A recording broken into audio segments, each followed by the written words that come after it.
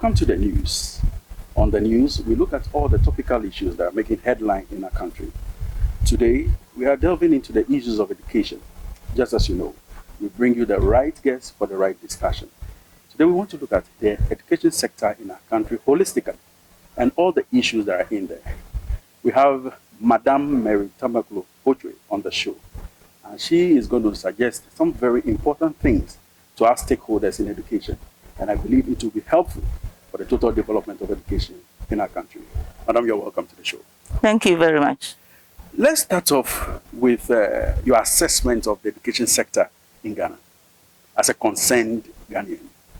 What do you have to say about the education sector?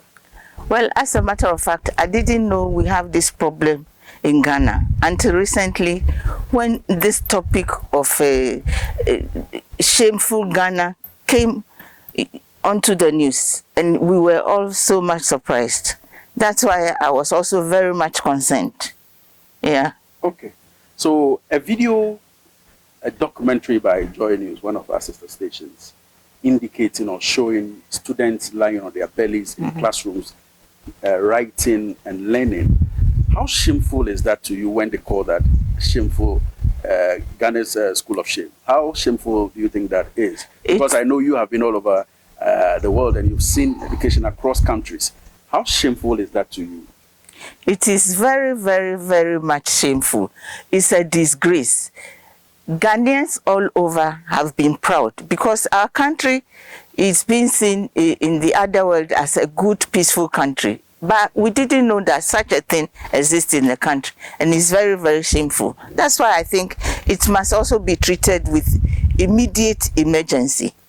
When issues like this come up, how do you think, or what do you think is the right approach in solving issues like this? Well, the right approach, I guess, is a matter for our governments. We have, since Nkrumah left the stage, or since he died, we are being governed by two parties, the NDC and the NPP. Since then, they have been governing us. And I think they should have a solution for this. As stakeholders, especially the ministry and the ministers at this particular Ministry of Education, can we say they are not up to the task? Or can we say they are incompetent in dealing with issues of education if we see things like this come up? Well, if you ask me, I would not like to use any word to insult them. But you know, I've been in Germany for 53 years. Let's compare. And when you ask me if I have to compare, then I will really have to say it is incompetence. Incompetence, selfishness, and they are clueless so far as they are concerned. I'm not insulting anyone, but such a thing should not happen. Such a thing should not happen to innocent children, because their children, they would by all means not put their children in such classrooms to be lying on the floor to be writing. Let them test it and see how it is. You the journalist, you should go to them, suggest to them that they should put some of their children in such schools just for 2 days to see whether they can survive it. So that's a challenge to the journalists to do more. Yes, please. And if you don't mind, I think the journalists in this country are not doing enough.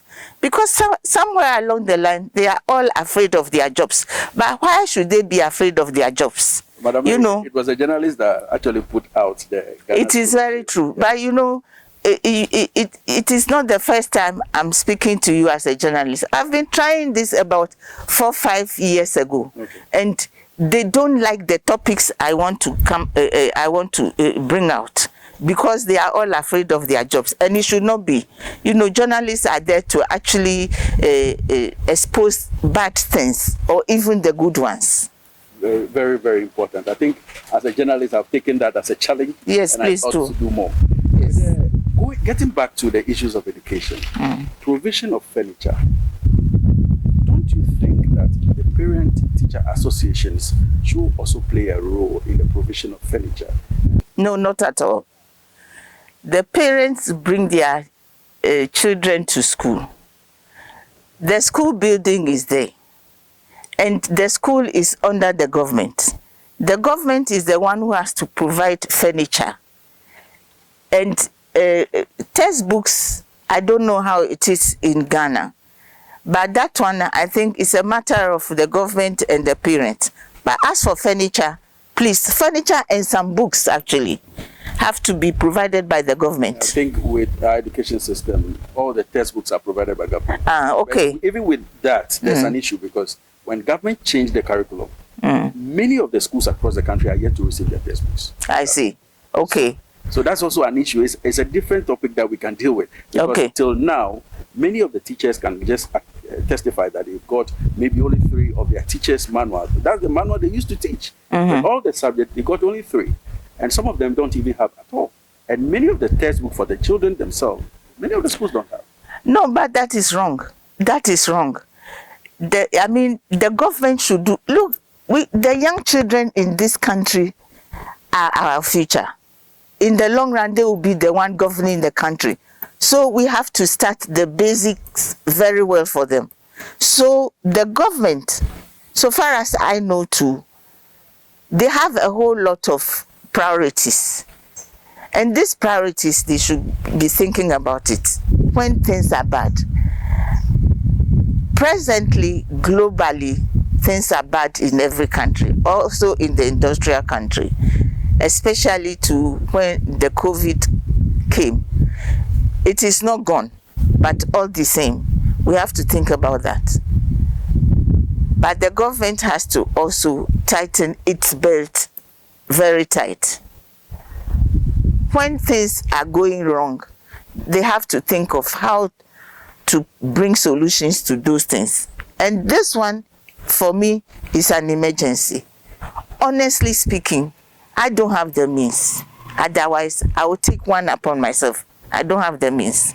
But the government is there. And the government has so many things that it could do to give a bit of solution to that situation. The government is with all the resources of our country to be able to take care of the needs of the people. Yeah, but the needs of the people, there are so many needs. Some have the priority, some not. And this one is a priority. How do we deal with that then? If it should, you think government has not prioritized the issues of education in this country? No, if they have not done it much. But to prioritize this particular issue is an emergency. The children lying yes. on their bellies in the classroom. And children lying on their belly, you see them so dirty, they cannot put on one uniform 2 days because the uniforms are so dirty. I mean, it's very sad. It is even sad when I think of all these ministers and their family looking at these things and just discussing it without bringing a solution. It's unheard of. It's wickedness. There's this school of thought that believes that ministers, especially a minister of education, must be compelled to make sure his or her children are enrolled in schools in Ghana, especially in the government school. How do you see that school of thought? Well, I see it as very positive. But everyone has his own idea where the child should go or where the children should go. But definitely, if the schools are manned well, if the schools are good, it's not only the schools, just also like the hospitals. If they are good, people will not bring their children outside. Especially these ministers will not bring their children to other schools outside. Even the ministers will not go outside. In the States and other in the UK, very beautiful and very fanciful schools all across the world. Yes. And so they will not certainly care so much about. Yeah, but it is not the fancifulness of the thing. It is what is being taught in the school. It is how the school goes on compared to other schools. You see, we have to target those places first. Just like targeting also our hospitals to be good, our doctors to be good. The country is broke. We don't have money. Okay. We are even at the IMF now looking for money to sustain the economy. Yes, that is also true. If the government says we are broke, we cannot take care of everything. That is very true. But according to my observation, Ghana is broke. But look, I come to this country every year, so I know the situation. When you drive around in Ghana, you will not tell me Ghana is a poor country. And when you even look at our government, Ghana cannot be a poor country, because honestly speaking, when I see all these V8s in this country, those industrial countries who produce these cars don't even use them in their government like this. And it is sad. We are poor people, but we are more rich than they are. Meaning we use these things wrongly. I'm not saying they should not use it, but the way we use it, how can a president or a vice president or ministers have V8s more than 5 when there is any ceremony somewhere? They have 18 such cars following them. I mean, this is an insult for this country. It is an insult for this country. It must not be. There are so many people who are poor. People, what I've also realized is that a lot of young people are committing suicide because of our poverty. You know, people are led into poverty because of the way the government is behaving. When I mean the government, I don't only mean NPP. I mean the NPP, NDC, all of them. They are in alliance. The government spokespersons and communicators will say that it's the nature of our roads that merits the V8s. What do you have to say to that? Yeah, the nature of our roads. The nature of our roads, what do they mean by that? Our roads are not that good. Yeah, our roads are not that good. Ministers to travel across the country. Yes, but you know what surprises me? When our ministers go abroad, it is also, again, I'm telling you, you go and ask them what they go and do. I know very well that in the industrial country, at least the country I come from, I know that when third world president comes there and goes to his colleague and says, just as an example, Mr. Kwapong, you know, we have this problem in our country, and I've seen that in your country, you are doing well. What do you think we can do? Then you discuss, colleague to colleague, you discuss about it. This minister from the industrial country could tell you, oh, Mr. Kwapong, what do you mean? May I arrange an appointment for you so that you go through our factory and have a look, and then we can talk further on what can be done. But I noticed that our ministers, they go to the industrial country, they just go and satisfy themselves the way they want to satisfy themselves, but not on the position of the country. Actually, to me, they don't love their country. They are just there to earn their money, and that is it. And that is not well. Please, they should do better. And I'm really appealing to the young people. The 40s going, they should really, if they go into politics, they should really go into politics with love for the country. We have such a beautiful country. I'm a born and bred Ghanaian, but I'm a German, and I'm a very proud one. But all the same, I love my motherland. That's why we came back after our retirement. But Ghana is a nice country, and we should see to it that we do it for it to be better, and not this way. Please, I'm not insulting anyone, but this is just a fact. You are still on the news, and just as you know, on the news we bring you the right guest for the right discussion. Madam Mary Tamakloe Botwe is our guest. She's a concerned Ghanaian that certainly would like to see this country, will see them grow from strength to strength, from this level to the next level of development. We'll go for a break. When we come back, she will continue and give us some insight. It's important for us to always deliberately discuss issues of education, most especially because it is for the growth of our children and their mindset and total development.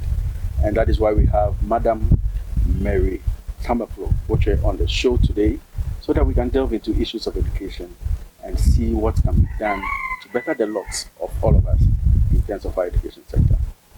So now that, Madam, now that our ministers are still driving the V8s, what should be done? Well, actually, I'm not saying they shouldn't drive the V8. There are ministers, or the president, the vice president, they must drive the V8. The other ministers, honestly speaking, they could also drive the V8. But the way we drive it here in the country, I think they are being misusing our whole money. You see, in the industrial country, most of the time, the people go to work with their cars, and when they are going out of the ministries to work for the ministries, then they are driven with their cars. You know, not every minister has a V8, so far as I know. Then they are driven out. But our ministers, honestly, first of all, they will stay in their houses if they have to start work at 8 o'clock.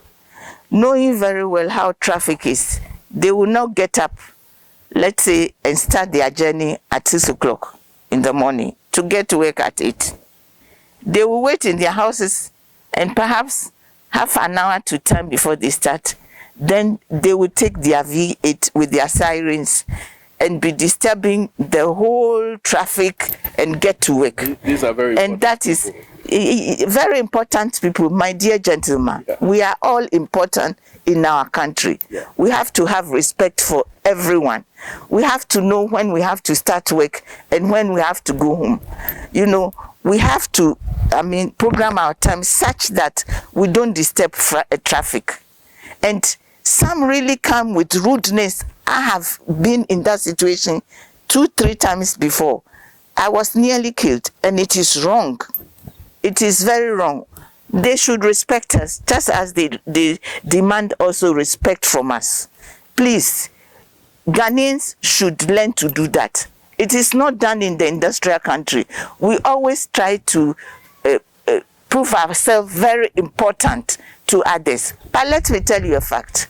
Someone who sweeps the gutter is just as important as a minister. We must be important to each other. We must have respect for each other. That is how a country is governed. You know, I'm speaking like this not just because, you know, I've been outside, but it is because of my career that, you know, I'm able to talk like this. I was also a member of a political party. I worked with law enforcement authority for decades, although my profession is also different. You know, I've gone through different stages of life, and I'm happy it is Germany I went to. Otherwise, I wouldn't have reached where I am now. Yeah. But please, let Ghanaians also know how to treat each other. Just like our ministers, they should know how to comport themselves to our citizens. And the citizens also should be taught what their responsibilities are. We need this for each other. So, the most recent information in regards to the videos that we've seen in Ghana School of Shame is that the minister has ordered some furniture for the school. Yeah? Yeah, he has done that. But the fact is that there are many more schools of that kind.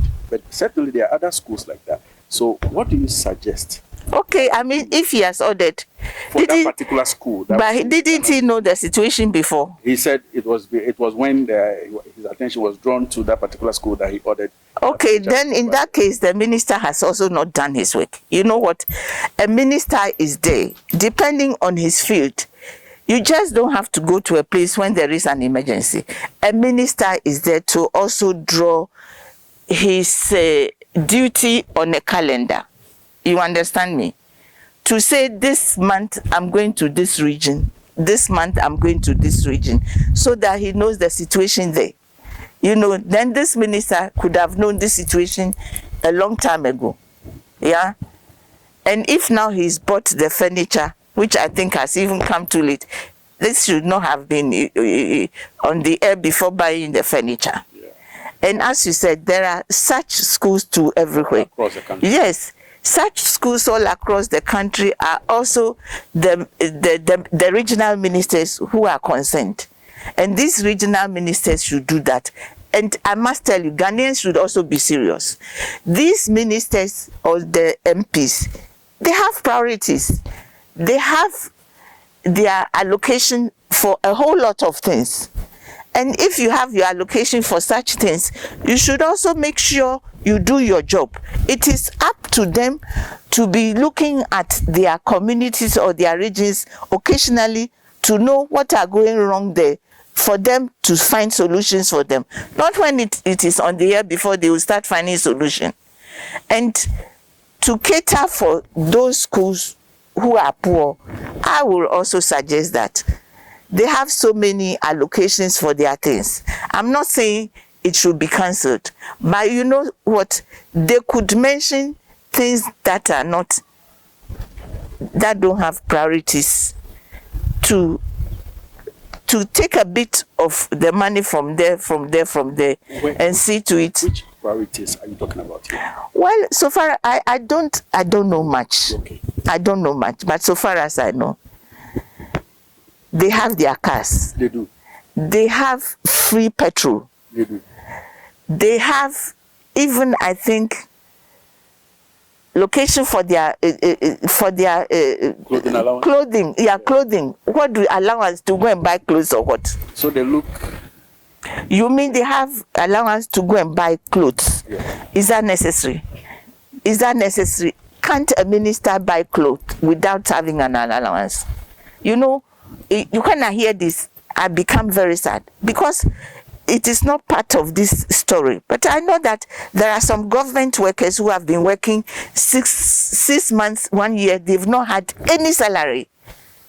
Some of them have already committed suicide.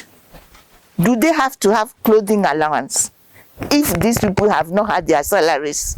I mean, we are joking, isn't it? How do we hold our stakeholders, our ministers, our DCs, our regional ministers, how do we hold them accountable, especially on issues of education?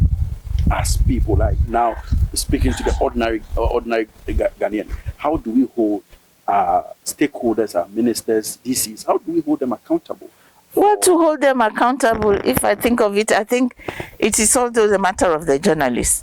First of all, you, the journalists, should go to the school and ask school children what is happening, not only the teachers. And you collect your information from there. Then from there, you could also go to the ministers to tell them what is happening, so that they are aware.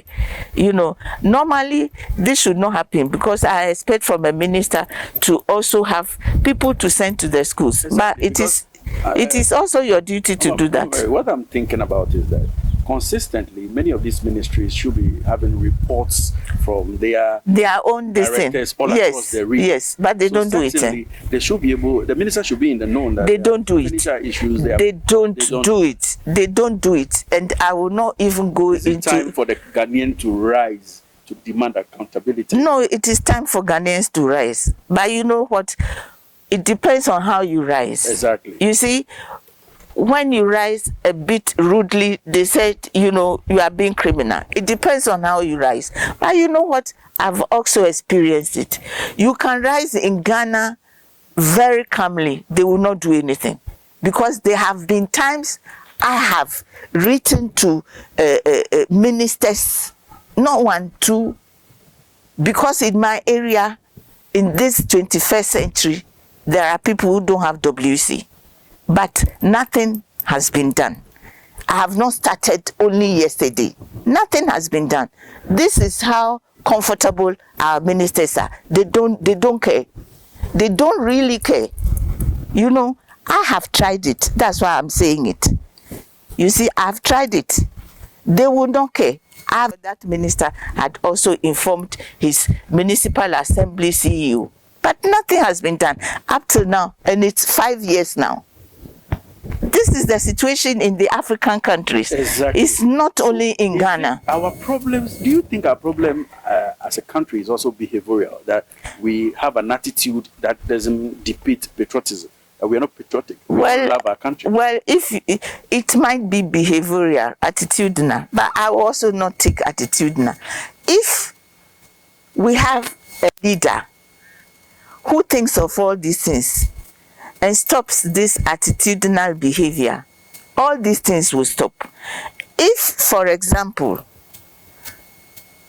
let's say there is a gutter which is always, stuck with this thing, and it is part of the government's attitude. In this case, I will use it that he sends town council people once a week to go and check. It will not be done again. But if he is not bothered, leaves it after 1 year before going around to be hitting people, like yesterday I saw it on the TV in Agbogloshi. It is unheard of, because that Agbogloshi, although I don't live in this country, I've been there a few times. Those years, it was like that. And now they wait. When the thing is stuck again, then they will come and be hitting the people. I say you should not do this. It is their duty to also send people almost every week, so that the place is neat every day, not once a year or once in 2 years. So, Auntie Mary, when the minister said he had no idea of schools in the Northeast without furniture, a lot of people were calling for his resignation, for him to be fired. Are you one of those people? Yes, I think so. Why would you call for his? Well, not necessarily for his resignation, but when people are calling for it to resign, it's true. But the thing is, will the second person do it? The one coming after him, will he do it? All comes from above. All comes from above. I'm in my house. I want this thing to be done in the house. Yeah. What I normally even do is I get up as a house owner and teach my maid how I want the floor even to be cleaned, so that she does it. The ministers will not do that. They will sit in their offices. If the person even has the desire, before he will call Equia, go to this place. Oh, no, that's not how it should be. The minister should have his calendar. Write dates on the calendar when she has to go to this place and do this thing and see this person. So every time she has this calendar in front of her, so she knows she has covered all areas, what has to be done. Yeah, but without doing that, you don't actually have any idea what is happening in your field. This is how I know it. So as people at this time, if you have such a school in your community, what would be your advice to the inhabitants of that community? If they have schools in communities where the children are on their bellies, they are furniture, books, what would you advise the community members to do at this time? Okay, at this time, when such a thing is also an emergency, and I'm able to talk to the people, first of all, Ghanaians are even difficult to approach. Yeah, they are difficult to approach. Just as an example, not long ago, 2 weeks ago or so, I wrote a circular to the residents here that we should do our streets ourselves. But I will not go into it because it will take our time. Yeah. The only thing one could do is one should really gather some parents and go around to talk to the others so that money is collected. They should not even, they should not even accept it that one day their child should go to school and lie on the ground and write. It has become normal with us. It has become a norm that people begin to feel comfortable with that. Really? This is what is happening. Really? That is bad. That is bad. No, then parents should really go from door to door and talk about the seriousness of that matter. And in a group, one can really achieve something. One person or two people cannot achieve anything. In a group, one can achieve something. So in a group, yes, in a group, they could even go and see the president. True. In a group, they could go and see whatever, whoever. True. But without a group, you cannot achieve anything. Because we Africans, we have bad minds. True. You as a person, when you want to do something, someone is there pulling you down. If I should tell you my story, what I came to Ghana about 7-8 years to do, the way I was pulled down, is what has made me to come and sit here to talk. Do you think that the Ghanaian is the problem? That we have accepted these things and we think it's normal, we are not worried? It is the African mind. The African mindset. It is the African mindset. We are so wicked in our mindset. We don't want our fellow to go up. What I have learned in some of the industrial countries that people are happy when friends or relatives are going up. True. Because you also enjoy what they have. Exactly. But it's nothing like envy or jealousy. True. Yes, but in the African mindset, someone is going up. No, you want him to drop. That is our mindset. And that is honestly, that is really our mindset. And it is a thing within Africans. I will also not say it is the slavery. Okay. No, because we got out of that slavery and we should learn a better thing out of it. But it is our mindset. We always think of something negative. You know. How do we renew our minds as Africans? Well, how do we renew? Should we read books? Should we watch movies? What do we do to renew our minds? Because, you know, when people from Europe and other places come and they look at our situation, they realize that we can do more. But yes. Do we? Not that we are very intelligent. We could do more. But, you know, I don't know. We just don't like our fellow people to progress. Why? Well, I don't really know. But, well, whether it's in the mindset, I don't know. Because when I look at people, okay, I will not say they learned it abroad. But when you come abroad, the way our leaders behave, you see, the way they behave, the systems are always working. They teach you this is how it should go. And when you don't go it, no matter who you are, even when you are the president, you have to resign. Yes, look, it has happened in Germany before. A president has to resign because of a simple thing. Because he didn't go according to the regulations. You see, this is what we should do here. But here, the prime minister was charged for just a traffic offense. Exactly. So and this is what we do. Yes, this is what we do here because, you know, someone does something, the person knows the president, he goes to the president, oh, me Paucho, we should not do that. The law is there to punish everyone, no matter what you are. Okay. You see, this is what we should do here. Okay. I think that you should also make a call to various non-governmental organizations that can support our education system with books, furniture, and other things. I think you should also books. People will just take the book and they will read. They will not even read it and put it somewhere. So furniture and things like that. You know what I've also seen is that the African, the Ghanaian, want always to be given something. Okay. And it's wrong. We should crave for our things ourselves. Mm-hmm. Yeah? We don't eat. Someone say, you know what, you have it. Why don't you? No.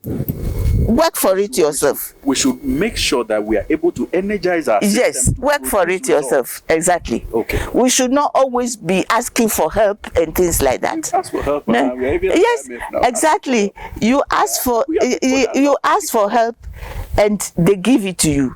But I must say, the industrial world too, not that they just give you things, they also have their priorities, getting you help. Very important. Yes, but we should try to do things on our own.